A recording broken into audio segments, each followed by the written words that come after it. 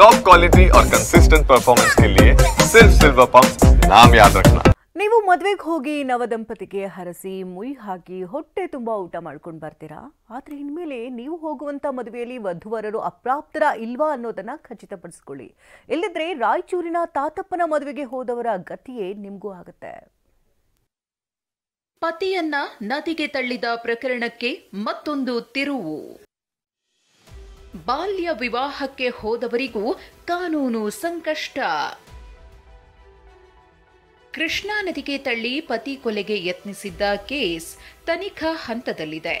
ರಾಯಚೂರು ಮಹಿಳಾ ಠಾಣೆಯಲ್ಲಿ ಪತಿ ತಾತಪ್ಪನ ವಿರುದ್ಧ ಪೋಕ್ಸೋ ಕೇಸ್ ದಾಖಲಾಗಿದೆ. ಆದರೆ ಈವರೆಗೆ ತಾತಪ್ಪ ಅರೆಸ್ಟ್ ಆಗಿಲ್ಲ. ಈ ಕಾರಣಕ್ಕೆ ರಾಜ್ಯ ಮಹಿಳಾ ಹಕ್ಕುಗಳ ಆಯೋಗ ಮಹಿಳಾ ಠಾಣೆ ಪೊಲೀಸರನ್ನ ತರಾಟೆಗೆ ತೆಗೆದುಕೊಂಡಿದೆ. ಇದರ ಬೆನ್ನಲ್ಲೇ ಈಗ ತಾತಪ್ಪನ ಬಾಲ್ಯ ವಿವಾಹಕ್ಕೆ ಸಾಕ್ಷಿಯಾದವರ ವಿರುದ್ಧವೂ ಪೊಲೀಸರು ಕ್ರಮಕ್ಕೆ ಮುಂದಾಗಿದ್ದಾರೆ.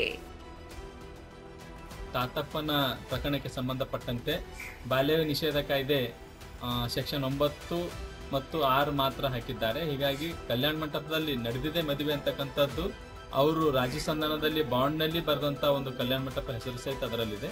ಜೊತೆಗೆ ಆ ಒಂದು ಬಾಲ್ಯಕ್ಕೆ ಸಹಕರಿಸಿದಂಥವ್ರ ಮೇಲೂ ಸಹಿತ ಬಾಲ್ಯ ನಿಷೇಧ ಕಾಯ್ದೆ 2006 ಸೆಕ್ಷನ್ 1 ಪ್ರಕಾರ ಪ್ರಕರಣ ದಾಖಲು ಮಾಡಬೇಕಂತೇಳಿ ನಾನು ಸೂಚನೆ ಕೊಟ್ಟಿದ್ದೇನೆ.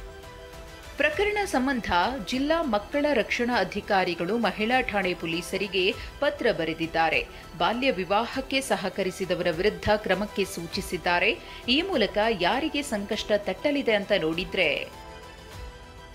ಮುಖ್ಯವಾಗಿ ಕಲ್ಯಾಣ ಮಂಟಪದವರು, ಫೋಟೋಗ್ರಾಫರ್, ಪುರೋಹಿತರು, ಲಗ್ನ ಪತ್ರಿಕೆ ಮುದ್ರಕರು, ಅಡುಗೆ ಸಿಬ್ಬಂದಿ ಮತ್ತು ಬಂಧು ಬಾಂಧವರ ವಿರುದ್ಧ ಕ್ರಮ ಕೈಗೊಳ್ಳಿ ಅಂತ ಪತ್ರದಲ್ಲಿ ಸೂಚಿಸಲಾಗಿದೆ.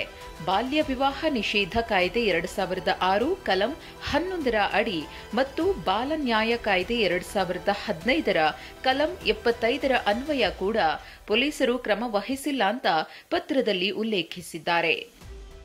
ಮಹಿಳಾ ಠಾಣೆ ಪೊಲೀಸರು ಆರೋಪಿ ತಾತಪ್ಪನನ್ನ ಬಂಧಿಸಲು ಮೀನಾಮೇಷ ಎಣಿಸುತ್ತಿದ್ದಾರೆ.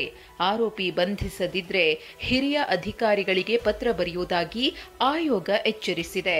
ಈಗ ತಾತಪ್ಪನಿಗಾಗಿ ಮಹಿಳಾ ಠಾಣೆ ಪೊಲೀಸರು ಹುಡುಕಾಡ್ತಿದ್ದಾರೆ. ಭೀಮೇಶ್ ಪೂಜಾರ್, TV9 ರಾಯಚೂರು.